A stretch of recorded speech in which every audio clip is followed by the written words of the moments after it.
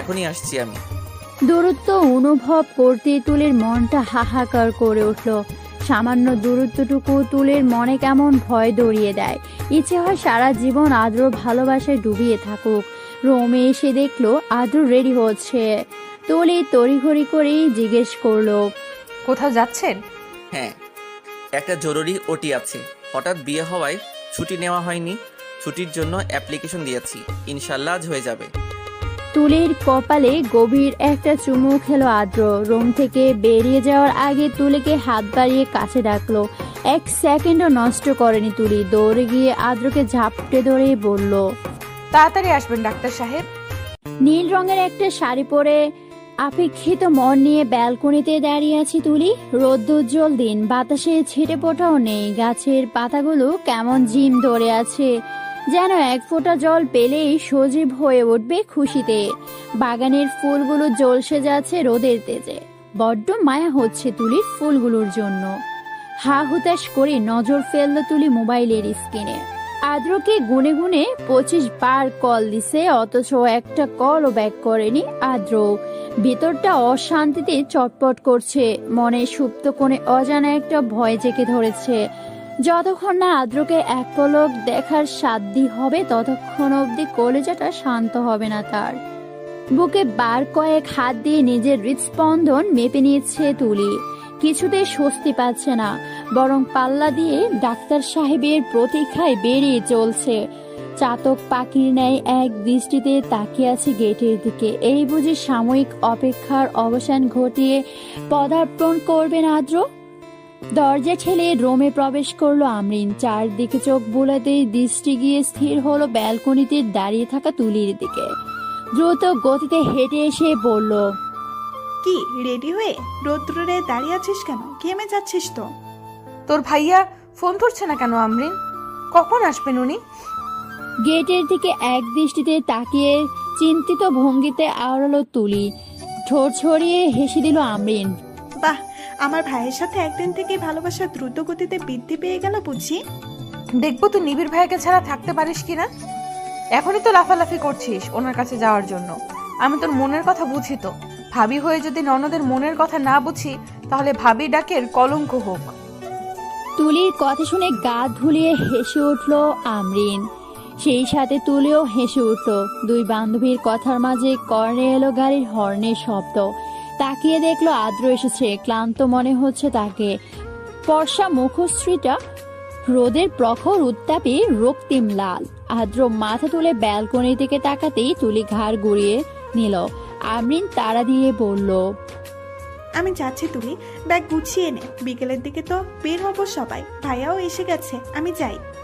আমরিন চলে যেতে তুলি রোমে এলো। হন্তদন্ত হয়ে ক্লান্ত শরীর নিয়ে রোমে আসলো আদ্র।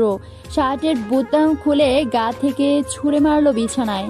ঘমার্তক উন্মুক্ত দেহ এলিয়ে দিল বিছানার মাঝ বরাবর। আকস্মিক এহেন দৃশ্য দেখে ভরকে গেল তুলি। আদ্রর কাছে বসে কম্পিত গলায় বলল, আপনার কি শরীর খারাপ লাগছে? কোনো রূপ জবাব দিল না আদ্র। তুলিকে টেনে বিছানায় ফেলে দিয়ে গলায় মুখ ডুবিয়ে দিল। আকস্মিকতায় অজস্র শিহরণ বয়ে গেল তুলির সর্বাঙ্গে। আদ্রর দেহের উত্তাপে তুলির দেহ হতে ঘাম ঝরতে লাগলো ক্রমাগত। মন বলছে কিছু একটা হয়েছে, কিন্তু পুনরায় জিজ্ঞেস করার সাহস জোগাতে পারল না। গলা থেকে মুখ উঠিয়ে গভীর দৃষ্টিতে তুলির সারা মুখে নয়ন বুলালো আদ্র। গালের শুকনো ঠোঁটের উষ্ণ স্পর্শ দিয়ে শটান হয়ে শুয়ে পড়ল হতভম্ব তুলি। উঠতে নিলে আদ্র হাত টেনে বুকের উপর নিয়ে আসলো। হতাশার সুরে বলল, আজকের ওটিটা সফল হয়নি তুলি। পেশেন্টটা মারা গেছে। তার পরিবার খুব দেরি করে ফেলেছিল তাকে হসপিটালে আনতে। অকালে মারা গেছে এটা বলবো না, ছেলেটার আয়ুকাল ফুরিয়ে গিয়েছিল, তাই তো ত্যাগ করেছে এই পৃথিবীর মায়া। জানো ছেলেটাকে অজ্ঞান করার আগে কি বলেছিল? তুলি অসহায় দৃষ্টি নিক্ষেপ করলো। আদ্র হতাশ নিঃশ্বাস ছেড়ে বলল, আমার ওয়াইফকে বলবেন আমি ওকে খুব ভালোবাসি। অন্তঃস্থলের ভূমিকম্পন ন্যায় কম্পন হলো তুলির। তুলির হাতে গভীরভাবে ঠোঁট ছুঁয়ে আদ্র ফের বলে উঠল, ছেলেটার ওয়াইফকে পাইনি বলার জন্য ছোট ভাইয়ের কাছ থেকে জানলাম কোনো একটা বিষয় নিয়ে অভিমান করে চলে গেছে মেয়েটা। ফোন দেওয়া হয়েছিল ছেলেটার খবর জানানোর জন্য, ধরেনি। অভিমান কি এতটাই দীর্ঘ হওয়া উচিত যা প্রিয় মানুষকে হারিয়ে যেত বাধা দিবে না? তুলি নিরুত্তর তাকিয়ে রইল আদ্রর মুখের দিকে। কষ্টের ছাপ স্পষ্ট। হয়তো ছেলেটার জন্য খারাপ লাগছে, আফসোস হচ্ছে। তুলা, গাঢ় স্বরে ডাকলো আদ্র। তুলি সঙ্গে সঙ্গে সাড়া দিল। জি। তোমার নিঃশ্বাস বন্ধ হওয়ার আগে আমার নিঃশ্বাস বন্ধ করে দিয়ে যেও। জানি মৃত্যু অনিবার্য, তবুও আমি তোমাকে ছাড়া আমাকে মানতে পারবো না তুলি। তুলি বিমূঢ় বাক্যহারা হয়ে রইল। অচেনা অজানা মানুষের জন্য হৃদয়টা ব্যথিত হয়ে উঠল। মেয়েটা যখন জানবে অভিমানের পাল্লা ভারী করে দিয়ে চিরতরে বিদায় জানিয়েছে প্রিয় মানুষটা, তখন কেমন অনুভূত হবে তার। তুলি আর ভাবতে পারল না। আদ্রর কথাগুলো মনের ভয়টা বাড়িয়ে দিল। অকারণে কেন এত ভয় লাগে? চাওয়ার চেয়েও অতিরিক্ত পেয়ে যাচ্ছে বলেই কি? আদ্রর বুকে মাথা রেখে সাহস করেই বলল, ডাক্তার সাহেব, আমি আপনাকে ভালোটালো বাসি না। নিমেষে আদ্রর চোখের মনি লাল হয়ে গেল। তুলির কোমর আঁকড়ে ধরে উছিয়ে তুলতেই ঘাবড়ে গেল তুলি। পরক্ষণে রক্তিম দৃষ্টি উপেক্ষা করে বলে উঠল, ভালোটালো কে বাসে? শব্দটা আজকাল কেমন সস্তা সস্তা লাগে। অহরহ উচ্চারণ করে বসে মানুষ, তাই আমি ভালোটালো বলা ছেড়ে দিয়েছি। বুঝলেন ডাক্তার সাহেব, আমি তো আপনাকে অস্তিত্বে ধারণ করে নিশ্চিন্তে শ্বাস প্রশ্বাস নিচ্ছি। তীব্র গরমে মাঝেও হিম করা এক বাতাস বয়ে গেল আদ্র হৃৎপিণ্ডে। AC of. তুলির ঋণঝিন স্বরে উচ্চারিত বাক্যগুলোই বুঝি আদ্রর বক্ষস্থল শীতল করার জন্য দায়ী। ঘামার্তক শরীরেই তুলিকে শক্ত করে জড়িয়ে ধরল বুকে। ঘামে লেপটে দেওয়ার জন্য সরি। আরেকবার গোসল করে নিও। এই মুহূর্তে বুকে না নিলে শান্তি পাচ্ছিলাম না। পুকুর পাড়ে বড় আম গাছটার ঢালে দুটো হলুদ পাখি গা ঘেঁষে বসে আছে। নীল আকাশে লাল লালিমার আবর্তনের প্রকৃতিতে আদার তার সূত্রপাতের জানান দিয়েছে। বহু মাস পর নিজের মাতৃভূমিতে চিরচেনা গ্রামে পা রেখে তুলির বুকটা প্রশান্তিতে ভরে উঠেছে। এই তো বিকেলবেলা আড্ডায় মধ্য থাকা সেই পুকুর ঘাট। লোক মুখে হাজার বার শুনেছে হলুদ পাখি নাকি মেহমান আগমনের জানান দেয়। তুলির কাছে আজ তা সত্য বলে মনে হলো। এই তো একটু আগেই ওরা আসলো ঢাকা থেকে। আসতেই তুলি সবাইকে রেখে ছুটে এসে পুকুর পাড়ে। এত শান্তি কেন বাতাসে? নিঃশ্বাসটা খুবই শান্তিপূর্ণ। ওয়াশরুম থেকে হাত মুখ ধুয়ে এসে তুলিকে রুমে না পেয়ে হতভম্ব আদ্র। পাঞ্জাবির হাতা গুটিয়ে বাইরে উঠানে আসতেই অন্তু দাঁত কেলিয়ে বলল, বাহ, বিয়ের পর পাঞ্জাবি পরা শুরু করে দিয়েছিস। আজ বিয়ে হয় না বলে ঘন ঘন পাঞ্জাবি পরতে পারি না। মোড়া পেতে উঠোনে বসে আছে সবাই। একটু আগে সবাই তুলিদের বাড়িতে এসেছে। বিয়ের আগে প্ল্যান ছিল অনুষ্ঠানের পরদিন সবাই কুমিল্লা আসবে। আদ্রর নিকট মানুষ মানেই ওর বন্ধুমহল। ওদের ছাড়া শুধু আদ্র নয়, তুলি নিজেও শূন্য শূন্য অনুভব করে। তাই সবাইকে রাজি করিয়ে নিয়ে এসেছে। আসতে না আসতেই ওরা তুলির বাড়ির প্রত্যেকটা মানুষের সাথে মিশে গেছে। মিশবেই না কেন? ওরা তো শুধু বন্ধু না, আদ্রর কলিজার টুকরা। আদ্র অন্তুর কথাকে ব্যঙ্গ করেই নিচু সরেই বলল, বিয়ের পর ঘন ঘন পাঞ্জাবি পরলে বইয়ের আদর পাওয়া যায় ঘন ঘন। বুঝলি অন্তু, সিঙ্গেল থাকিস না, সময় থাকতে মিঙ্গেল হয়ে যা। ভয় লাগে। ভয় নিয়ে বসে থাক, অন্য কেউ নিয়ে যাক তোর গজ দন্তিনী। আমার কি, আমি তো বিয়ে করে ফেলেছি। ছেলে নামের কলঙ্ক, ভীতু একটা। ভাবলেশহীন ভাবে আদ্র চলে গেল। অন্ত পায়েলের দিকে একবার তাকিয়ে দেখলো পায়েল চোখ ছোট ছোট করে তার পানি চেয়ে। গায়ের শার্টটা একটু ফাঁক করে বুকে থুতো দিল চটপট, বিড় করে বলল, ভাগিনি একটা। রিমি সাগরের পিছু পিছু রুমে এলো। দুজনকে একসাথে একই রুমে থাকতে দেওয়া হয়েছে। প্ল্যানটা তুলির। পায়েলের কাছ থেকে জেনেছিল দুজনের স্বামী স্ত্রী। কোনো একটা বিষয় নিয়ে বিশাল দেওয়াল তুলে দিয়েছে দুজন নিজেদের মধ্যে।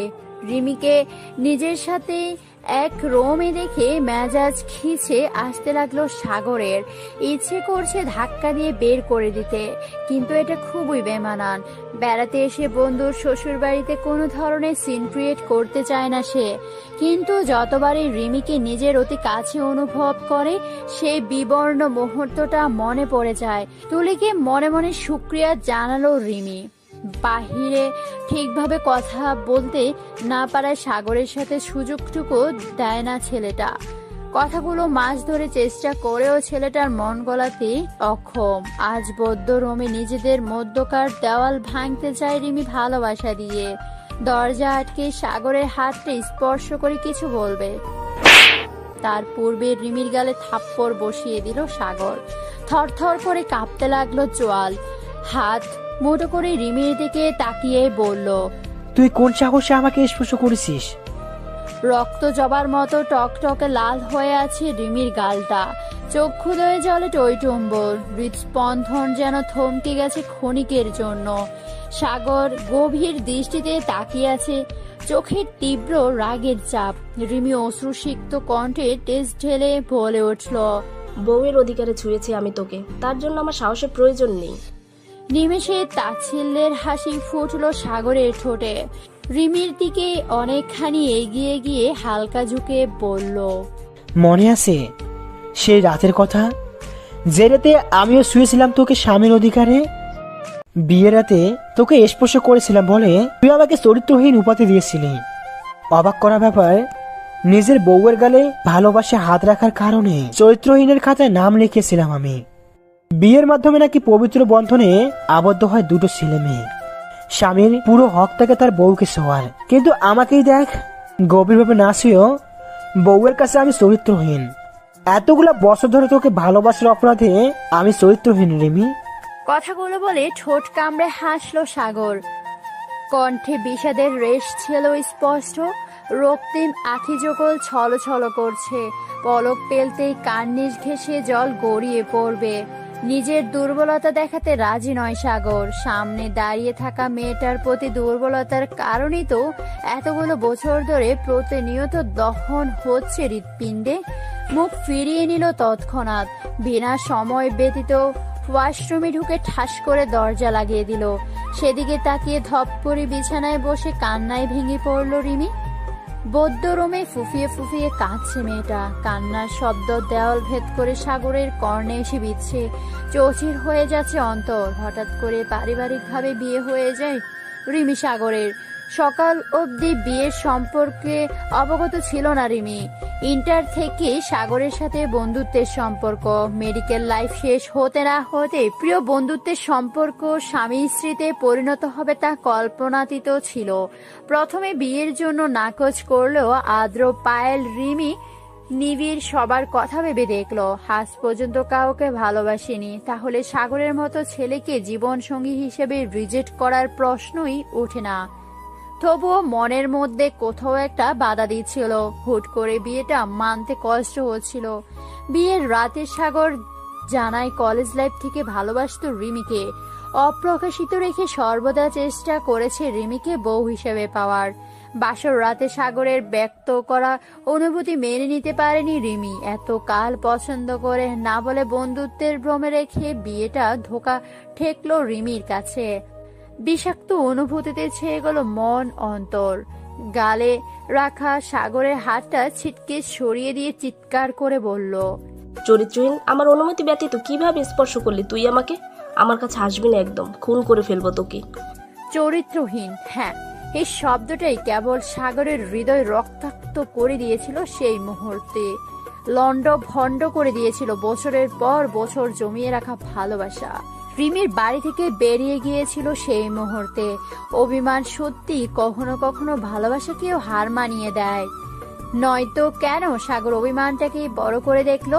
রিমি বিয়ের কয়েকদিন পরে বুঝতে পেরেছিল তার রাগটা ছিল অযৌক্তিক, কিন্তু মানুষ রাগে হিতাহিত জ্ঞান হারিয়ে বসে। সাগরের মা অনেকবার নিতে চাইলেও যায়নি রিমি। তার তীব্র আশা সাগরকে সব ভুলে আবারও ভালোবাসা দিয়ে আগলে নেবে তাকে। বধূবেশে শ্বশুর বাড়িতে পা রাখবে স্বামীর ভরসা হাতটা আঁকড়ে ধরে। দরজা খোলার শব্দে রিমি মুখ তুলে তাকালো। মেয়েটার মুখ একদম লাল হয়ে আছে, চোখগুলো ফুলে আছে কান্নার পকটে। বুকটা ছিঁড়ে মোচড় দিয়ে উঠল সাগরের। এমনিতেই মেয়েটার বেহায়াপনা মনটা আজকাল গড়ে যাচ্ছে। দাবিয়ে রাখা প্রণয় শিখা বারবার জ্বলে উঠছে। পরক্ষণে বিয়ের প্রথম রাতের দৃশ্য মনে পড়লেই দেওয়াল তুলে দেয় কষ্টে অভিমানগুলো। এক পলক চেয়ে মুখ ফিরিয়ে নিল, নয়তো আজ আবারও চরিত্রহীন তকমা লাগিয়ে বসবে সে এই মেয়েটার কারণে। শার্ট ঠিক করে রিমির পাশ কাটিয়ে যেতে নিলে বলিষ্ঠ হাতটা রিমির নরম হাতের দুর্বল বাঁধনে বাধা পড়ল। অগ্নি দৃষ্টি নিক্ষেপ করতেই রিমি হামলে পড়ল বুকে। সাগর, আমার সহ্য হচ্ছে না আর তোর অভিমান। মরে যেতে ইচ্ছে করছে। একটু একটু করে না মেরে একেবারে মেরে ফেল প্লিজ, নয়তো একটু ভালোবাসা দে।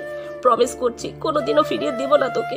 কয়েকটা মাসে খুব ভালোবেসে ফেলেছি, জানি তোর বছর খানেকের ভালোবাসার কাছে আমার ভালোবাসাটা খুবই নগণ্য। তবু আমায় ফিরিয়ে দিস না, আমায় আপন করে নে, একটু সুযোগ দে।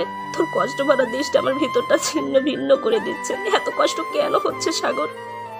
কাঁদতে কাঁদতে সাগরের পরনের শার্টটা খামছে ধরছে রিমি।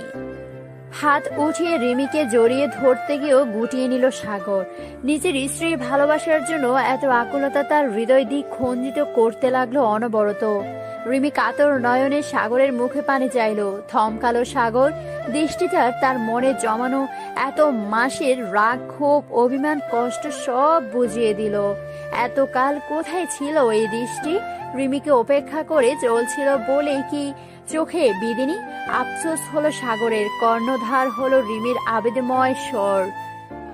প্রত্যেকটা মানুষ মনের মাঝে অফুরন্ত ভালোবাসা লুকিয়ে রাখে। তোমার অফুরন্ত ভালোবাসা থেকে আমার একটু দিলে কি খুব বেশি ক্ষতি হয়ে যাবে সাগর? সাগর নির্বাক নিস্তেজ, ভেতরে তোলপাড় হচ্ছে তীব্র তোলপাড়। রিমিকে শক্ত করে জড়িয়ে ধরে বুকে মিশিয়ে নিল। এই মেয়েকে ফিরিয়ে দেওয়ার সাধ্যি আর নেই তার। ক্ষীণ স্বরে বলল, আজ তোকে আপন করে নিলে আমি সত্যি চরিত্রহীন হয়ে যাবো রে রিমি, মেনে নিতে পারবি তো? সাগরের বাক্যটা শেষ করার তর সইল না রিমির। গলা জড়িয়ে চুমু এঁকে দিল সাগরের বুকে। দ্রুত গতিতে আওড়ালো, পারবো পারবো পারবো। সাগর গভীর নয়নে চেয়ে রিমিকে কোলে তুলে বিছানায় শুয়ে দিল। সম্পূর্ণ ভর রিমির ওপর দিয়ে গলায় মুখ গুজে আলতো চুমো খেলো। আবেশের চোখ নির্মলিত হয়ে এলো রিমির। সাগরের হাতটা আঁকড়ে ধরতেই কানের পাতায় চুমু খেয়ে মৃদু হাসলো সাগর। কণ্ঠে দুষ্টমির রেশ ধরে ফিসফিস করে বলে উঠল, তুই তো ভারী নির্লজ্জ মেয়ে রে রিমি। ক্ষেতের লাইন ধরে হেঁটে চলছে সবাই, কিন্তু হাঁটতে গিয়ে বারবার বাধাগ্রস্ত হচ্ছে পায়েল রিমি। কখনো ক্ষেতের লাইন দিয়ে হাঁটা হয়নি তাদের, তাও শাড়ি পরে। গ্রামে আগেও গিয়েছে, তবে সেটা মেডিকেল ক্যাম্পের জন্য। জমিতে পানি দেওয়ার ফলে লাইল ভিজে কাদা কাদা হয়ে আছে। সকাল সকাল হাঁটতে বের হওয়ার স্পৃহা জেগেছিল তুলির মনে। নিজের মন বাসনা পূর্ণ করতে সাথে নিয়ে এসেছে সবাইকে। নিজেদের গ্রামটা ঘুরে দেখাতে চায় তুলি। পায়েল, রিমি, আমরি, নিনশিতার কাছে আহ্লাদে স্বরে অনুরোধ করেছিল শাড়ি পরার। এই মায়াবানীর অনুরোধ ফেলে দেওয়ার মতো মন যে কারোই নেই। সামনে কাদা চোখে পড়তে পা থেকে জুতো খুলে হাতে তুলে নিল তুলি। এই পিছলি মাটিতে শাড়ি পরে জুতা পরে হাঁটা সম্ভব নয়। পরে দেখা যাবে চিৎপটাং হয়ে পড়ে আছে আর ধান ক্ষেতের মাঝে। অগ্রিম বিপদের কথা ভেবে এক হাতে শাড়ি কুচি ধরে অন্য হাতে জুতা জোড়া নিয়ে ঘাড় ঘুরিয়ে বলল, আপু, আমরিন, সবাই জুতা খুলে নাও, শাড়ি আঁকড়ে ধরো, সামনে কাদা অনেক। তুলির কথা কর্ণপাত হতেই সামনে এগিয়ে যাওয়া আদ্র, অন্তু সবাই দাঁড়িয়ে পড়ল। পিছু ফিরতেই আদ্র চোখে নিবদ্ধ হলো এক হাতে শাড়ি অন্য হাতে বেসামাল হয়ে হেঁটে আসা তুলিকে। দেখে উপলব্ধি করা সহজ, মেয়েটার দু হাত ব্যস্ত রাখায় হাঁটতে সুবিধা হচ্ছে না, কেমন হেলে দুলে হেঁটে আসছে। প্যান্ট ফোল্ড করে এগিয়ে এলো আদ্র। সূক্ষ্ম একটা নিঃশ্বাস ছাড়লো, তুলির হাত থেকে জুতা নিজের হাতে নিয়ে নিল। বিরক্তিকর স্বরে বলে উঠল, বলেছিলাম জুতা বাড়িতে রেখে আসতে, বাট অলওয়েজ মেয়েরা ওভার পাক না। আদ্র তিক্ত বাক্যে ধ্যান নেই তুলির, তার সকল ধ্যান মগ্ন আদ্রর পায়ের দিকে। প্যান্ট ফোল্ড করার জন্য পায়ের অনেকাংশ দেখা যাচ্ছে। কি পর্ষা পা, পর্ষা পায়ের লোমশ গুঁড়ো দেখে তুলির মেরুদণ্ড বেশ শীতল স্রোত নেমে গেল। ইচ্ছে করলো ছুঁয়ে দিতে, কাদা লেগে আছে পায়ে। তুলির বুকটা ছ্যাত করে উঠল। কেন লাগলো এত সুন্দর পায়ে কাদা? বিড়বিড় করে বলল, আমার শাড়ির আঁচল দিয়ে মুছে দিতে পারতাম যদি অসভ্য লুচু কাদাকে। আমিনের হাত থেকে জুতো নিয়ে নিল আদ্র। ইঞ্চি তার হাত থেকে নিতে নিলে রনক এগিয়ে এসে বলল, আমি নিতে পারবো ভাইয়া। কোনরূপ প্রতিক্রিয়া করলো না আদ্র। তুলিরও আমরিনের জুতা নিয়ে সামনে চলে গেল। প্রচন্ড অবাক হলো তুলি। একটা মানুষ কতটা পারফেক্ট হতে পারে তুলির জানা নেই, তবে তুলির দেখা সবচেয়ে পারফেক্ট মানুষটা তার ডাক্তার সাহেব। বোনদের প্রতিও ভালোবাসার কোনো ত্রুটি রাখে না। সাগর রিমির কাছ থেকে জুতা নিতে দেখে বিস্ময়কর দৃষ্টিতে তাকালো সবাই। এ যেন সবার স্বপ্ন নিকট। অতঃপর রিমির লজ্জারাঙা মুখ প্রমাণ করে দিল ইহা স্বপ্ন নয়, সত্যি। সাগর হাত বাড়িয়ে পায়েলের কাছ থেকে জুতা নেবে, তার আগে সবাইকে পাশ কাটিয়ে হাজির হলো অন্তু। আমতা আমতা করে বলল, আমার তো হাত খালি, আমি নিব। অন্তুর কথা শুনে রিমিকে নিয়ে অভিমুখে এগিয়ে গেল সাগর। পেছন থেকে উচ্চ শব্দ কর্ণ আসতে দ্রুত ব্যাগে ফিরে তাকালো। যা দেখলো তাতে সবার মাথায় হাত। অন্তু পড়ে আছে ক্ষেতের কাদামাটিতে চিত হয়ে, তার বুকে মুখ থুবড়ে জড়সড় ভাবে পড়ে আছে পায়েল। রাগে ধপধপ করছে পায়েলের চক্ষু যুগল। অন্তুকে খুন করার জন্য রক্ত টকবক করছে। ক্রোধের অনলে অন্তুকে ভস্ম করতে পারলেই কলেজে ঠান্ডা হবে তার। অন্তু পায়েলের কোমর শক্ত করে জড়িয়ে ধরে ড্যাব ড্যাব চোখে চেয়ে আছে রাগান্বিত চেহারায়। কেন যে আজ পায়েলের ক্রোধ তার মনে ভয় জাগছে না, বরং কোমরটা আর একটু শক্ত করে বুকে মিশিয়ে নিতে ইচ্ছে করছে। কোমরে হাতের হালকা চাপ পড়তে না পড়তেই আগুনে ঘি ঢালার মতো জ্বরে উঠল পায়েল। চিল্লিয়ে ঝাঁঝরা করে দিল অন্তুর কান। অন্তুর বাচ্চা সন্তু, তোর সাহস কি করে হলো আমাকে নিয়ে পড়ার? কতবার বলেছি দিব না তোর কাছে জুতো, তবুও কাড়াকাড়ি শুরু করলি। আমাকে নিয়ে খেতে পড়লি, জুতোর জন্য আমাকে নিয়ে পড়লি তো? দাঁড়া, ওই জুতো দিয়ে আজ তোর পিঠের ছাল তুলবো আমি। তোর গ্যাস দাঁতটা আমাকে ভীষণ টানছে রে পায়েল। ইস, আমার গজতন্তিনী। অন্তুর কথায় পায়েল চোখ বড় বড় করে তাকালো। সম্পূর্ণ অগ্রাহ্য করলো পায়েলের তীক্ষ্ণ বাণীকে। স্বর নিচু হয়েও অতি নিকটে থাকায় হুড় হুড় করে কথাটা কানে ঢুকে গেল পায়েলের। অন্তর দিকে দৃষ্টি রাখতে পারছে না একদম। ভেতরটা হাহাকার করছে। শার্টের কলার আঁকড়ে ধরলো শক্ত করে। অন্তর ঘোর কাটলো পায়েলের হাতের চাপে। বুকের ব্যথায় মৃদু আর্তনাদ বেরিয়ে এলো কণ্ঠনালী হতে।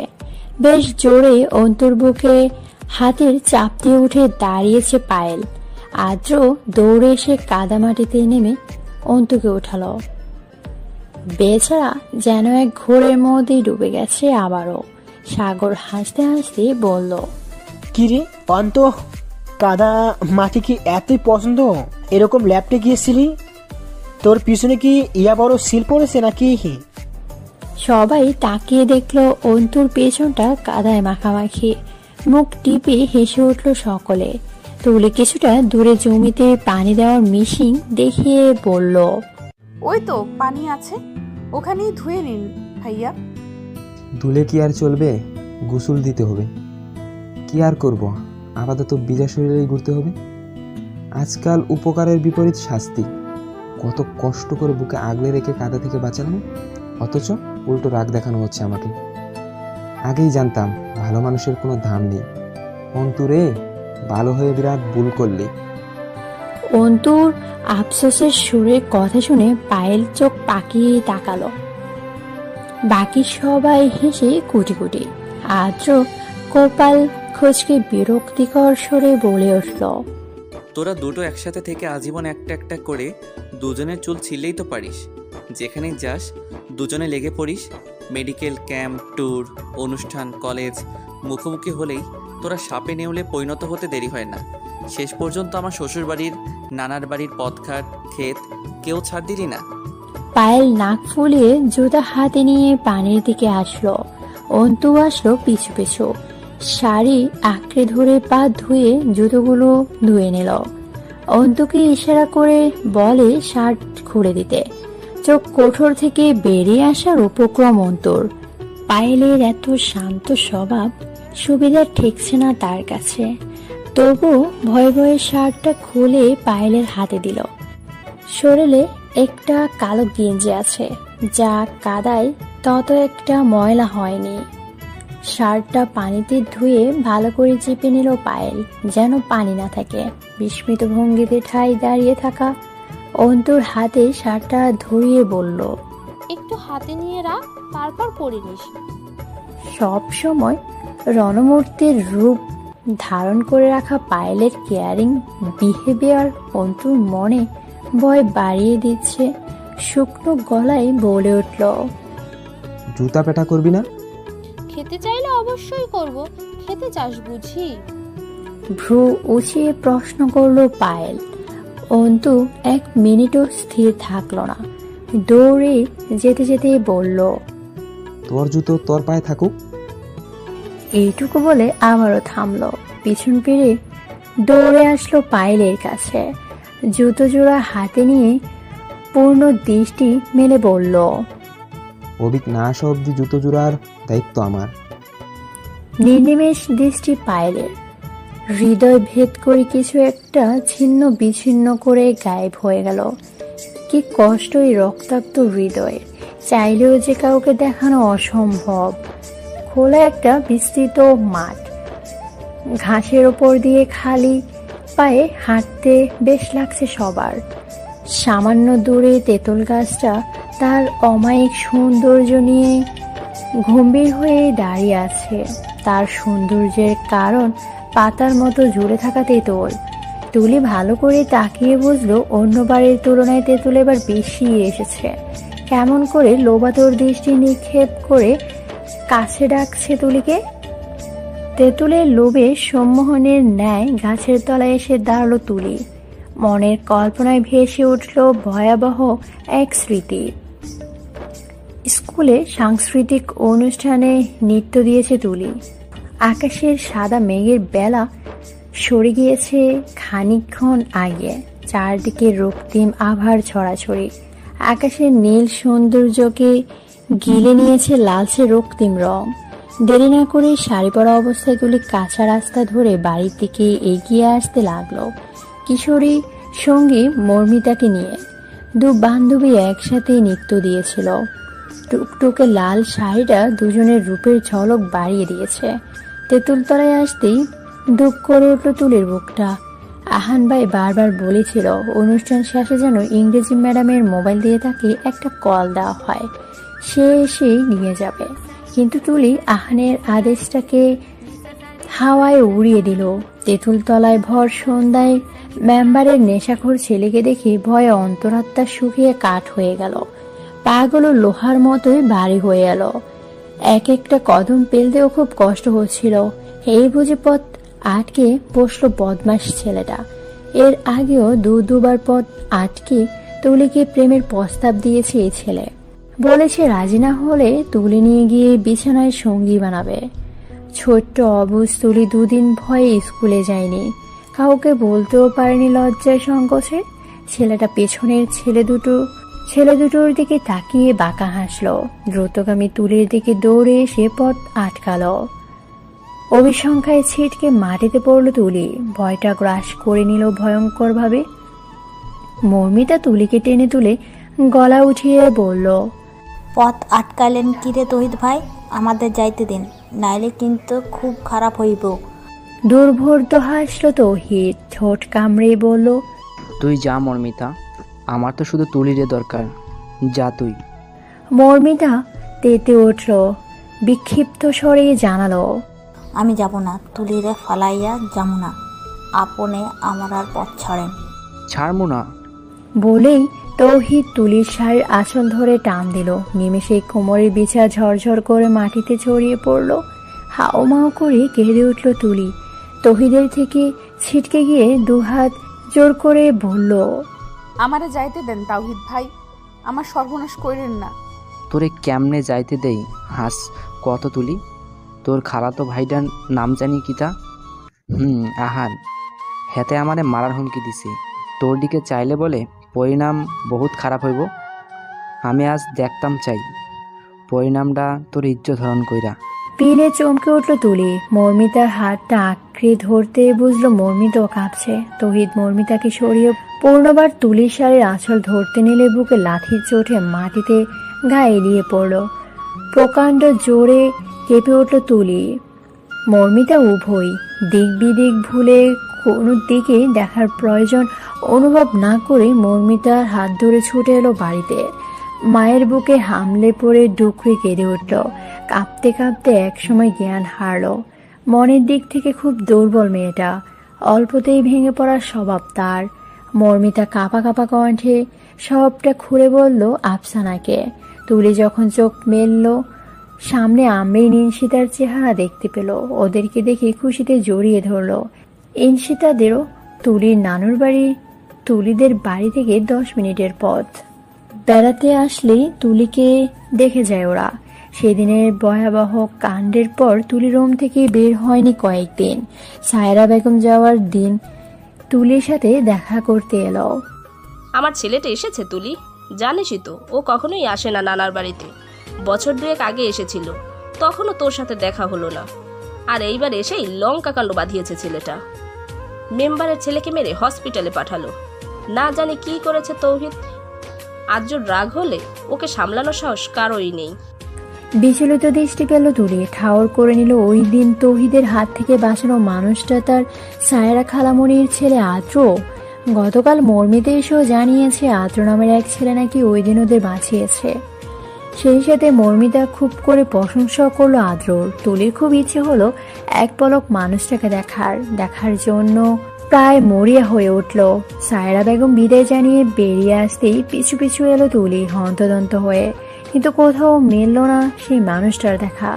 মায়ের কাছে শুনলো আদ্র নিজের গাড়ি করে হসপিটালে ইমার্জেন্সি থাকায় আগে আগে চলে গেছে। এক বুক হতাশা নিয়ে রোমে এলো তুলি। চেয়ার টেনে বসে চোখ স্থির করলো বইয়ের ওপর থাকা ভাঁজ করা সাদা কাগজটার দিকে। কিঞ্চিত কুঁচকে এলো ভ্রু। হৃদয় পটে বাসা বাঁধা ভয়ের কারণে হুঁশ যেন থেকেও ছিল না এই কয়েকটা দিন। কোথা থেকে আসলো এই কাগজটা জানা নেই তুলির। উৎসু চোখ মন নিয়ে পড়া শুরু করলো। ব্যাককেল। প্রথমে ব্যাককেল শব্দটা চোখে বিধতেই থতমত খেয়ে গেল তুলি। এই মেয়ে এত ব্যাককেল আর ভীত কেন তুমি? ভয়ে নিজেকে বন্দি করে নিলে? দেখতে এসেছিলাম তোমাকে, এসে দেখলাম গভীর নিদ্রায় বিভোর তুমি। চোখের কার্নিশে জল বিন্দুর ছাপ ছিল স্পষ্ট। বুঝতে পারলাম আমার সহ্য হচ্ছে না তোমার নোনতা অশ্রুদানা। তাই নিজের ঠোঁটের স্পর্শে শুষে নিয়েছি চক্ষু জল। বিস্মিত নির্জীব ছিল তুলি কয়েক পাল। হঠাৎ করে তুলির মনে হলো লেখার মালিক তার আপনজন, অতি আপনজন। আকস্মিক কোমরে চিমটি পেয়ে ব্যথায় কুকুরে গেল তুলি। ছেড়ে গেল ভাবনার জাল। হাত দিয়ে মালিশ করতে করতে পাশ ফিরে তাকালো। ব্যথা তোর দৃষ্টি নিক্ষেপ করে আদ্র ঠোঁটের কোণে প্রস্ফুটিত হাসি, নীলাভ চোখ দুটোর দৃষ্টি প্রখর। সবার অগোচরে তুলির হাতটা সরিয়ে নিজেই কোমরে হাতে মালিশ করে দিল। শান্ত দৃষ্টিতে জিজ্ঞেস করলো, ব্যথা পেয়েছো বউ? একরাজ বিস্ময় দেখা দিল তুলির আখিদয়ে। এই কেমন ডাক্তার? ব্যথা নিয়ে বলেছে ব্যথা পেয়েছে কিনা অস্পষ্ট সুরে বেরিয়ে এলো। এভাবে হাত উঁচিয়ে কি ভাবছিলে? তোমার উন্মুক্ত কোমরে আমার হাত রেখে জড়িয়ে ধরার লোভ সামলাতে পারছিলাম না আমি। তুলির এতক্ষণে খেয়াল হলো চারপাশে তাকিয়ে দেখলো সবাই সবার মতো মগ্ন। তেঁতুলের ঢাল ধরে এত সময় অবধি স্মৃতির চারণে ডুবেছিল। আদ্র সেদিন ঠিকই বলেছিল, ব্যাগ কিলে আমি। আদ্র শাড়িটা একটু তুলে কোমর ঢেকে দিল। লজ্জায় স্তম্ভিত হয়ে পড়ল তুলি। শার্টের হাতা ফোল্ড করে তেঁতুলের ঢাল টেনে অনেকগুলো তেঁতুল পেরে ধরিয়ে দিল তুলির হাতে। ঢালগুলো নিচের দিকে ঝুলে থাকায় খুব একটা কষ্ট হয়নি। হাত ঝেড়ে তুলির পাশে দাঁড়িয়ে পিছলে সরিয়ে বলল, আমার নিজেকে নিয়ে খুব গর্ব হচ্ছে তোলা। তুলির কপালে ভাঁজ পড়ল, চোখে আটকালো আদ্রর ইসলাম হাসি। ছোট করে প্রশ্ন করল, কেন? এই যে ফুলসজ্জার 3 দিন অতিবাহিত হতে না হতেই তেঁতুল খাওয়া শুরু করে দিলে তুমি। তুলির চোখ বড়সড় হয়ে এলো নিমেষেই। বক্ষস্থল কেঁপে উঠল নিদারুণ ভাবে। লজ্জার আওয়াজ ছড়িয়ে গেল শ্যামবরণ মুখশ্রীতে। আদ্র দূরত্ব কমালো, সেই সাথে বাড়ল হৃৎস্পন্দনের অস্বাভাবিক ওঠানামা। চতুর্দিকে দৃষ্টি বুলিয়ে চট করে অধর ছুঁয়ে দিল তুলির লজ্জা মাখা কপালে। পাকা তেঁতুলের খোসা ছাড়িয়ে দিতে দিতে বলল, সমস্যা নেই তোলা, বেশি বেশি তেঁতুল খাওয়ার ব্যবস্থা করে দিব আমি। দক্ষিণা বাতাসে নড়ে উঠল হালকা। শ্রবণ গ্রন্থি গরম হয়ে এসেছে আদ্রর রসাত্মক বাক্যে। তুলির মনে হচ্ছে এইবার জ্ঞান হারাবে। ইস, একটু যদি সুযোগ হতো তবে তুলি আদ্রর বুকে মুখটা লুকিয়ে ফেলত। এটাই তো তুলির রক্তি মুখশ্রী লুকানোর একমাত্র স্থান, লজ্জা নিবারণের শেষ আশ্রয়। উষ্ণতা বোধহয় প্রেমময় চুক্তিতে আবদ্ধ হয়েছে প্রকৃতির সাথে। প্রকৃতির ওপর দিনকে দিন তার প্রেমের গভীরতা বাড়িয়ে চলছে তো চলছেই। সামান্য একটু নিজের তেজি প্রেম কমানোর নাম পর্যন্ত নিচ্ছে না। হায়, এ কেমন বেহায়া উত্তাপ!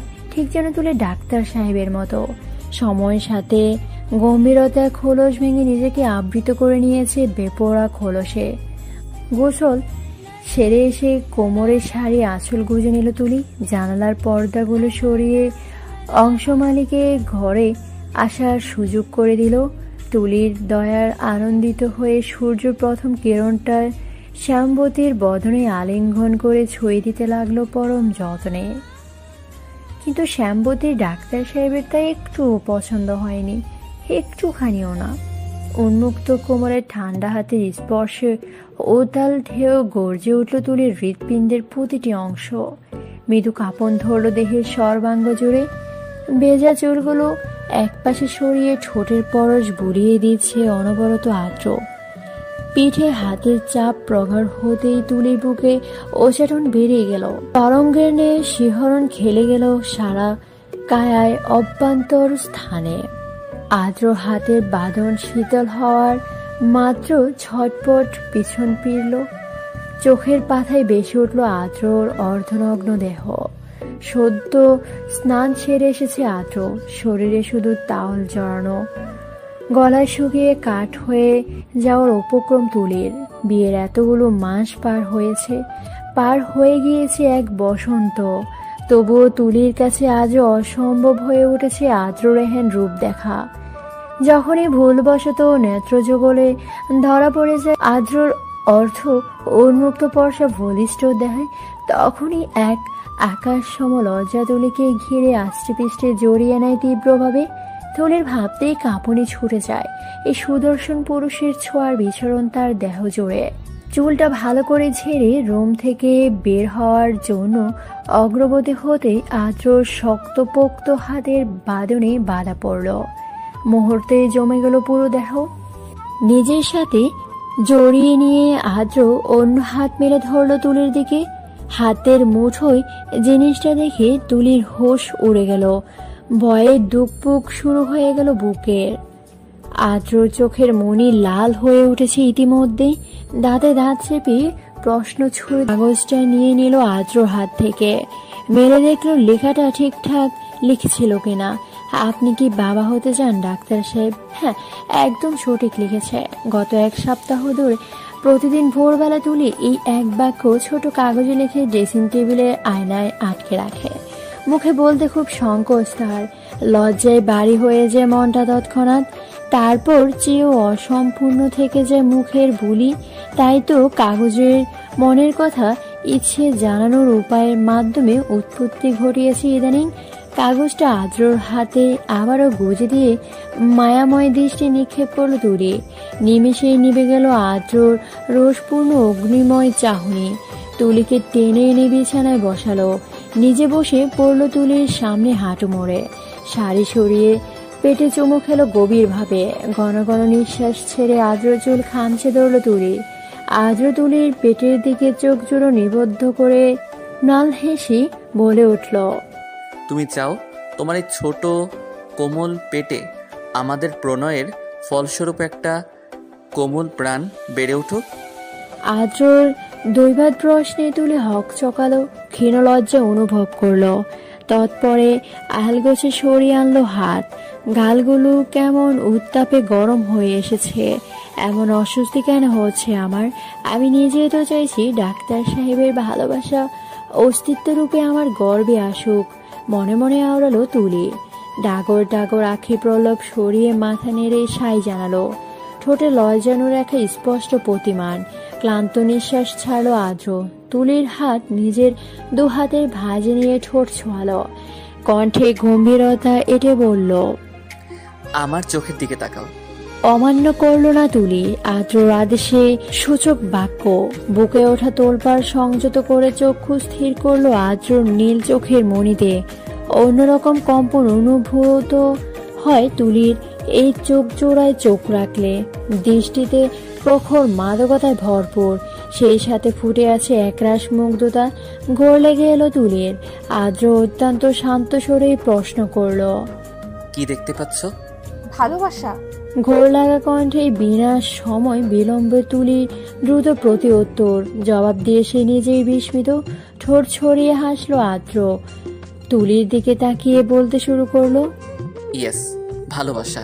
শুধু ভালোবাসা নয়, তুমি আমার অস্তিত্ব। আমার তুলার গর্ভে আমার অন্য এক ভালোবাসার আগমন ঘটবে। এটা আমার জন্য জীবনের সবথেকে বড় পাওয়া হবে। সত্যি খুব বড় পাওয়া হবে।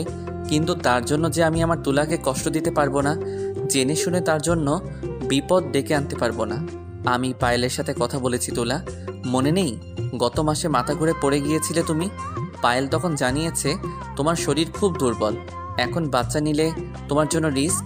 তাই পরীক্ষা অবধি খেয়ে দিয়ে নিজেকে শক্তিশালী প্রমাণ করো। আমি বিনা দ্বিধায় মেনে নিব। জাস্ট এটাই মনে রেখো, তোমার নিঃশ্বাসের উপর ভিত্তি করে তোমার ডাক্তার সাহেবের প্রাণ টিকে আছে। জীবনে কোনো এক মহৎ কর্মের উপহার স্বরূপ হয়তো মহান আল্লাহ তাআলা তোমাকে আমার জীবনে পাঠিয়েছেন।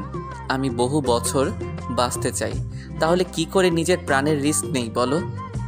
স্বার্থপর মনে হলে তোমার দৃষ্টিতে আমি স্বার্থপরই, কেননা আমার স্বার্থপরতার পিছনে একটাই লক্ষ্য, আমি চিরকাল আমার তুলাকে আমার বুকে চাই। যদি তোমার ইচ্ছে হয় তাহলে কেড়ে নাও আমার প্রাণ। টুপ টুপ করে কয়েক ফোঁটা জল গড়িয়ে গেল তুলির চোখ থেকে। আদ্রর শেষ কথাটা তীরের মতো বিঁধছে হৃৎপিণ্ডে। কোনো কিছু না ভেবেই আছড়ে পড়লো আদ্রর বুকে। আকস্মিক হামলে পড়ায় আদ্র তাল সামলাতে পারলো না। তুলিকে নিয়ে শটান হয়ে শুয়ে পড়লো মেঝেতে। তুলির চোখ মুখ কুঁচকে তাকালো আদ্রর দিকে। অশ্রুসিক্ত কণ্ঠে বলল, ডাক্তার আদ্র Ahnaf, the best heart surgeon. শুনুন। শুনছি, বলুন। যদি একবারও আবল তাবল বকেছেন তবে আপনার হার্ট অসুস্থ হয়ে যাবে। যতদিন আদ্রের সংস্পর্শে তার কুমিল্লার তুলা আছে ততদিন এই হার্ট একদম সবল থাকবে ইনশাল্লাহ। হাট বরাবর নরম অধর ছুঁয়ে দিল তুলি। আদ্র দুঃখর দৃষ্টিতে তাকালো, যা দেখে নতজানু হয়ে উঠে পড়ল তুলি। ওই চোখে চোখ রাখার সাহস নেই তার। আদ্র উঠে এক টানে তুলিকে কাছে টেনে নিল। আচমকা টানে তুলি দৃষ্টি পেলা পূর্বে আদ্র উষ্ঠদয়ে চেপে ধরল তুলির উষ্ঠ যুগলে। হতবাক বিস্ময় তুলি। আদ্রর বুকে খামচে ধরল শক্ত করে।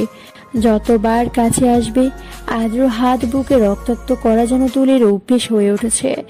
আদ্র মুখ বুজে সহ্য করে নেয় তার তুলার দেওয়া সূক্ষ্ম ব্যথাটুকু। গলায় ঠোঁট ছুঁয়ে সরে এলো আদ্র। বুকে অয়েন্টমেন্ট লাগাতে লাগাতে বলল, ট্রাস্ট মি তোলা, তুমি বুকে ঝর্ণা তুললে আক্রমণ করতাম না তোমাকে। ব্যাস, আদ্র এইটুকু কথা যথেষ্ট তুলির মুখে রক্তিম আবার ছড়ানোর জন্য। শাড়ি ঠিক করে চলে যেতে নিলে পা বাড়িয়ে ফিরে এলো আবার। আদ্র ওয়ালেট বের করে দিয়ে টেবিলের উপর রাখলো, আমতা আমতা করে বলল, রিমি আপুর তো প্রেগনেন্সির 3 মাস রানিং। কই ওনার তো কোনো সমস্যা হচ্ছে না, আল্লাহর রহমতে সুস্থ আছেন। তরতর করে মাথায় রাগ চড়ে বসলো আদ্রর। বুঝে গেল তুলিকে যতই বোঝানো হোক না কেন এই মেয়ে বুঝবে না, বোঝার চেষ্টাই করছে না। আজকাল রাগ দেখাতে গেলেও এই মেয়ের মুখ দেখে সবটুকু রাগ উবে যায়। অভ্যন্তর মস্তিষ্কের সব জায়গায় জুড়েই হিমশীতল হাওয়া বয়ে যেতে থাকে। শার্টের বুতামগুলো লাগিয়ে কলার ঠিক করে নিল আদ্র। জবাবের আশায় দাঁড়িয়ে থাকা তুলির দিকে নজর দিয়ে বলে উঠল, তুমি বড় নাকি রিমি বড়? রিমি আপু।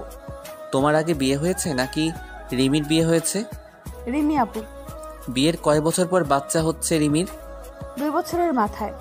তোমার বিয়ের অনুষ্ঠান হয়েছে কমাস হয়েছে?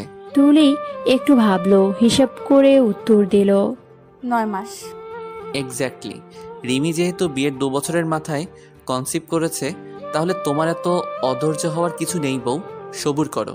একটু থেমে হাসি মুখে বলল আদ্র, ইউ নো না, সবুরে মেওয়া ফলে। তুলি এতক্ষণে ঠাউর করতে পারলো রিমির উদাহরণ দিয়ে তাকে দমিয়ে রাখার চেষ্টা চালিয়েছে আদ্র। বিয়ের 1.5 বছরে তো সাগর রিমির মাঝে ছিল অভিমানের দেওয়াল। যেই দেওয়াল ভেঙেছে তুলিদের গ্রামের বাড়িতে গিয়ে মনে মনে বলল, আমি তো অবুঝ নয় আদ্র, আমার বিবি লাগবেই লাগবে।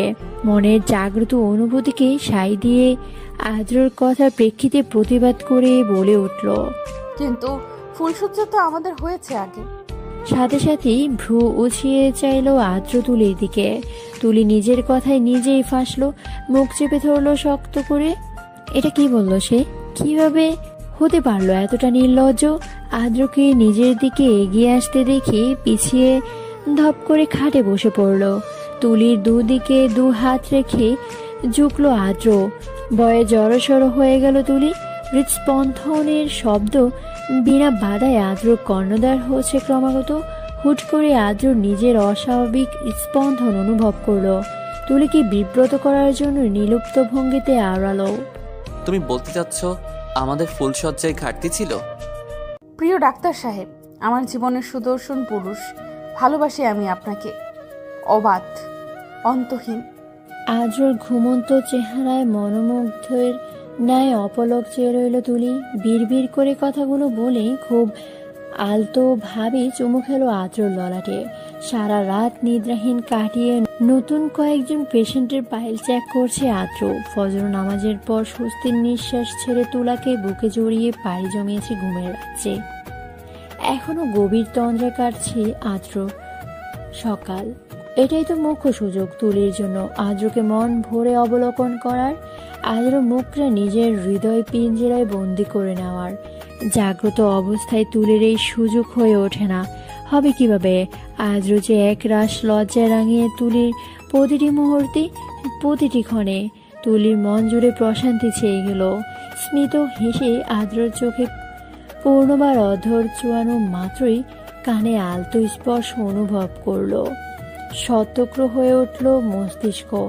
জানান দিল স্পর্শটা গাঢ় থেকে গাঢ় হচ্ছে। দ্রুত গতিতে সরে আসার প্রয়াস চালালো তুলি, কিন্তু তার হলো কই। কানের পিঠে অতি যত্নের সহিত কপালে আসা অবাধ্য চুল গুজে দিল আদ্র। ঠোঁটে বিস্তর হাসি লেগে আছে তার। তুলি শুকিয়ে যাওয়ায় কণ্ঠে বলল, ছাড়ুন আদ্র। এক কথায় ছেড়ে দিল আদ্র। উঠে হেলান দিয়ে বসলো খাটের কিনারায়। তুলির দিকে নজর পড়তে সূক্ষ্ম ভাঁজ পড়ল কপালে।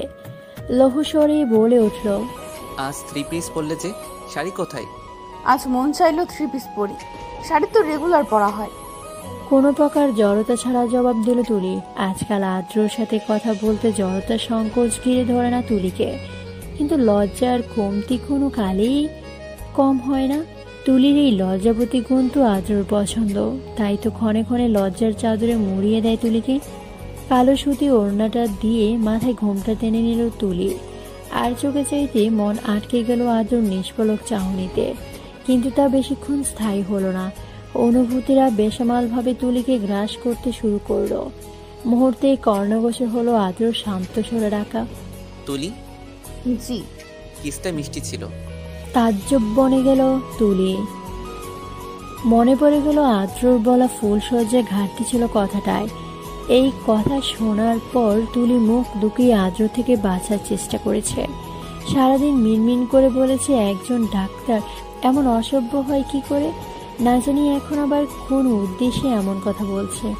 আমতা আমতা করে বলল, মানে? কপালে তোমার ওষ্ঠের স্পর্শটা মিষ্টি ছিল, একদম কুমিল্লার রসমালাইয়ের মতো। তুলি লজ্জা পেয়ে ঘুমটার আড়ালে মুখ লুকিয়ে ফেললো তাড়াতাড়ি করে। বিছানা ছেড়ে উঠে নিঃশব্দে তুলির পাশে এসে দাঁড়ালো আদ্র। চিবুকে আঙ্গুল রেখে তুলির নত মুখ তুলতে উতলা হয়ে উঠল ভিতরটা। শ্যামলা মেয়েদের বুঝি এমন অন্তরস্থল কাঁপানোর ক্ষমতা থাকে? নয়তো মেয়েকে পাওয়ার জন্য স্পর্শ করার জন্য সারাক্ষণ বিচলিত হতে হতো না মন। আদ্র ঘোমটাটা ভালো করে টেনে দিল, ক্ষীণ হেসে গাঢ় সরিয়ে বলল, আমার ঘুমের সুযোগে প্রতিদিন নিজের চক্ষু তৃষ্ণা নিবারণ করে নাও, কিন্তু আমার তৃষ্ণা যে মিটে না তোলা, সমাপ্তি ঘটে না হৃদয়ের গহীনে সৃষ্ট ঝড়ের, আর না মিটে চক্ষুদয়ের তোমাকে দেখার তৃষ্ণা। মৌন মুখে ঠাই স্থির হয়ে রইল তুলি। আদ্র উচ্চারিত প্রতিটি বাক্য সমুদ্রের ঢেউর মতো আছড়ে পড়ছে হৃৎপিণ্ডে।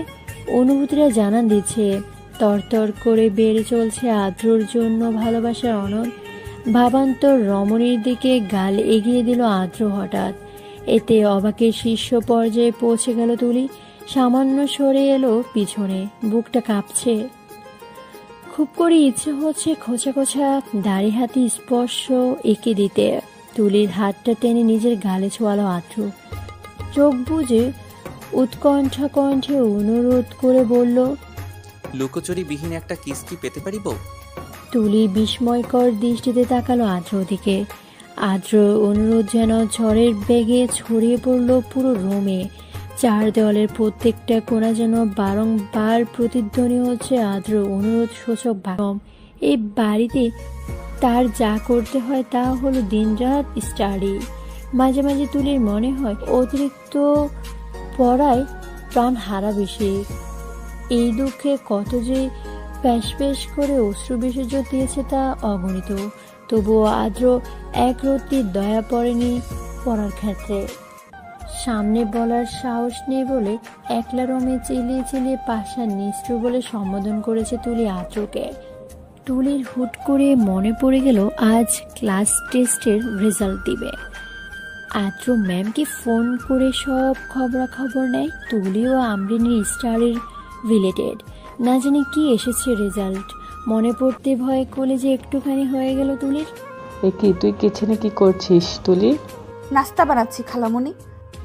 রুটি বেলতে বেলতে নিষ্প্রভ সরে উত্তর দিল তুলি। সাহেরা বেগম এগিয়ে এসে বেদিব্যস্ত কণ্ঠেই বলতে লাগলেন, তা তো দেখতেই পাচ্ছি, কিন্তু আদ্র দেখলে তুমুল কাণ্ড বাঁধাবে, রেগে যাবে তো তোর সাথে।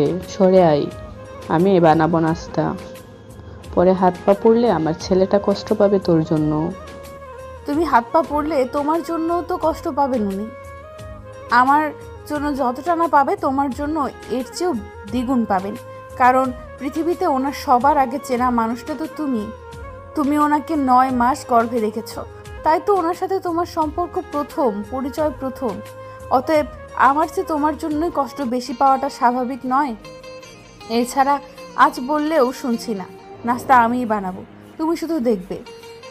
সায়রা বেগমের চোখের কান্নিস বেয়ে এক ফোঁটা জল গাল স্পর্শ করলো। শাড়ির আঁচল দিয়ে জল বিন্দু মুছে তুলিকে জড়িয়ে নিল নিজের বুকে। আদুরি কণ্ঠে বললেন, তুই কত বড় হয়ে গেছিস তুলি। এই তো সেই দিনের কথা, ছোট্ট তুই কাঁধে স্কুল ব্যাগ নিয়ে দৌড়ে বাড়িতে এসেছিলি। আমাকে জড়িয়ে ধরে বলেছিলি, খালামণি তোমাকে দেখলে আমার অনেক শান্তি লাগে। বিশ্বাস কর, 12 বছর বয়সে যখন তুই আমায় এই কথা বলেছিলি, সেদিন তোকে চিরদিনের জন্য আমার কাছে নিয়ে আসার ইচ্ছে জেগেছিল। কিন্তু বললেই কি অন্যের মেয়ে নিয়ে আসা যায়? তাই তো মনে মনে ঠিক করে নিয়েছিলাম ছেলের বউ করে এনে আমার বাড়িতে রাখবো তোকে। বড় হয়ে গেলি চোখের পলকেই। কত সুন্দর করে গুছিয়ে কথা বলাও শিখে গেলি মা। বুড়িও তো হব খালামণি, এতে চোখের জল এখন ফেললে হবে? আমার বুড়ির রূপ দেখেও তো খুশিতে অনেক কাঁদতে হবে তোমার। তুলির মাথায় চুমু খেলেন সায়রা বেগম। তুলি কিছু একটা ভাবলো, চিন্তিত ভঙ্গিতে জিজ্ঞেস করলো, তোমার ছেলে বুঝি তোমার পছন্দে বিয়ে করেছে আমাকে? আরে না, তুই তো আমার ছেলের ভালোবাসা, ভালোবেসে বিয়ে করেছে তোকে। তুলির হাসিটা তৃপ্তিদায়ক হাসিতে পরিণত হলো।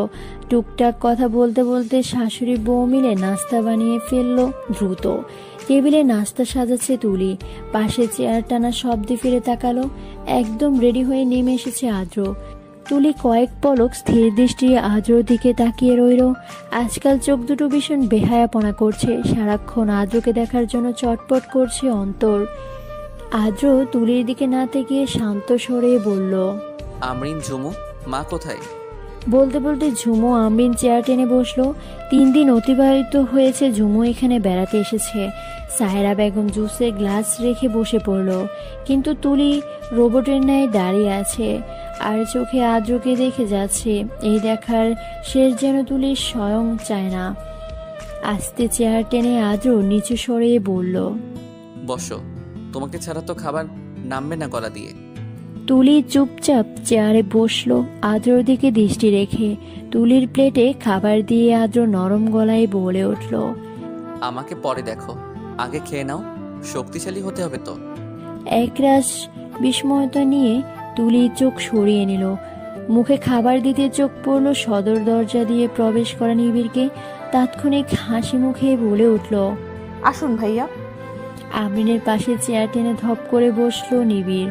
সবার অগোচরে আমরিনের হাতটা শক্ত করে চেপে ধরল। মুহূর্তে গতকালের রাগটা মাথায় চাড়া দিয়ে উঠল আমরিনের। চোখ রাঙিয়ে তাকালো নিবিড়ের দিকে। বিনিময়ে বাঁকা হাসলো নিবিড়। সাহেরা বেগমের দিকে চেয়ে বলল, আসসালামু আলাইকুম আম্মু, কেমন আছো? আলহামদুলিল্লাহ। জানিয়ে আসবি না? তাহলে তো তোর পছন্দের নাস্তা বানিয়ে রাখতাম, পায়েস রাখতাম। তোমাদের দেখতে ইচ্ছে হলো তাই সকাল সকাল চলে এলাম। তবু তুই তো এখন এই বাড়িরই জামাই, তোর খাতির যত্নের কি ত্রুটি রাখা যায় বল? আজ সারাদিন থাকবো, কোথাও যাব না। তুমি বরং আজ সারাদিন আমাকে রেঁধে খাওয়াবা। নিবিড়ের কথায় বেশ খুশি হলেন সায়রা বেগম, কিন্তু আমরিনের মনে মনে রাগে খুবই জ্বলে উঠল। হাত ছাড়ানোর চেষ্টা করতে লাগলো অনবরত, কিন্তু পারল না। আর একটু শক্ত করে চেপে ধরে নিজের মুষ্টিমেয় নিয়ে নিল নিবিড়। কানের কাছে মুখ নিয়ে পিছলে সরে বলল, যোগাযোগ বন্ধ করে দূরে রাখার চেষ্টা করেছিলাম মিসেস আমরিন, কিন্তু ভুলে যাবেন না রাগ আমারও আছে এবং আস্থা ভালোভাবে প্রদর্শন করব আপনার নিকট। তুলি জানে না সব কেন, কেবল তার চোখে বেঁধে ঠোঁটের হাসি দেখা দিল আমরিনের। নিবিড়ের ভঙ্গিমা দেখে মনে মনে দোয়া করলো সবাই সুখী হোক নিজের প্রিয় মানুষটাকে নিয়ে। আদ্র সম্মুখে বসে আছে পায়েল, হাতে ঝলমল করছে বিয়ের রঙিন কার্ডটা। ক্লান্তি মাখা নিঃশ্বাস ছাড়লো আদ্র।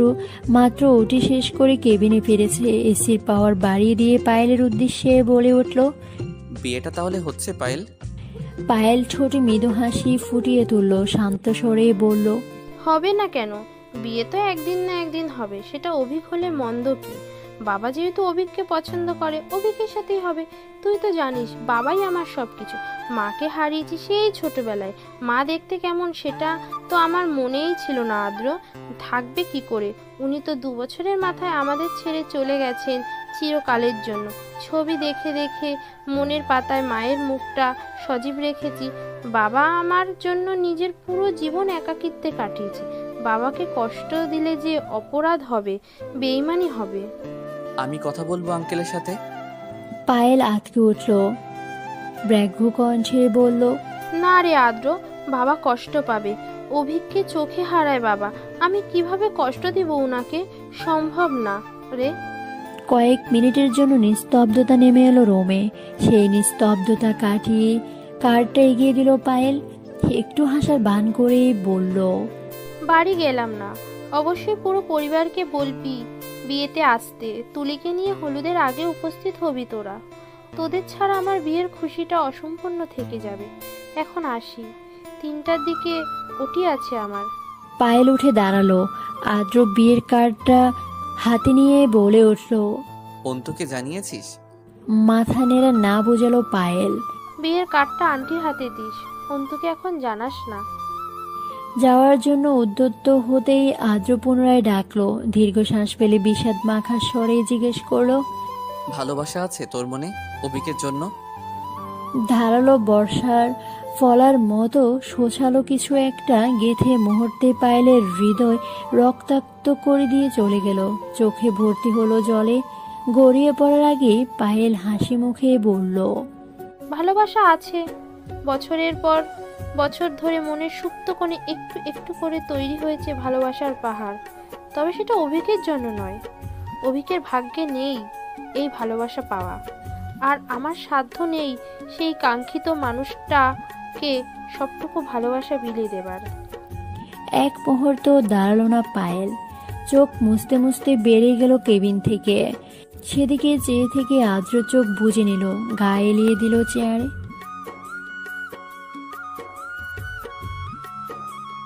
আমরিন ওয়াশরুমের দরজা লাগিয়ে ভিতরে ঘাপটি মেরে বসে আছে 1 ঘন্টা যাবৎ। খোলার নামই নিচ্ছে না। ডেকে ডেকে গলায় শুকিয়ে এসেছে নিবিড়ের। রাগে কপালের রগগুলো বেশি উঠছে। আমরিনকে কষে থাপ্পড় লাগিয়ে ক্ষান্ত হবে আজ। দরজায় বাড়ি মেরে রাগে কণ্ঠে বলে উঠল, আমি চলে যাচ্ছি, এবার বের হয়ে শান্তি নিঃশ্বাস নে। বাথরুমে থাকলে তো দম বন্ধ হয়ে মারা যাবি। আমরিন নাক ফুলিয়ে বিড়বিড় করে বলল, আমাদের বাথরুম দেখেছেন আপনি? একবার দেখলে বলবেন বাইরে নিঃশ্বাসের চেয়ে এখানে শান্তি বেশি। দরজায় কান পেতে অনুমান করার চেষ্টা করলো আমরিন সত্যি নিবিড় গেল কিনা রুম থেকে। মিনিট 5 অপেক্ষা করে দরজা খুলে বেরিয়ে এলো। নতজানু হয়ে স্বস্তির নিঃশ্বাস ছেড়ে যেই না সামনে তাকালো, চক্ষু যুগল চড়ক গাছ। ভয়ে ঠেসে দাঁড়ালো দেওয়ালের সাথে। সাধ্য হলে দেওয়াল ভেদ করে পেরিয়ে যেত আমরিন।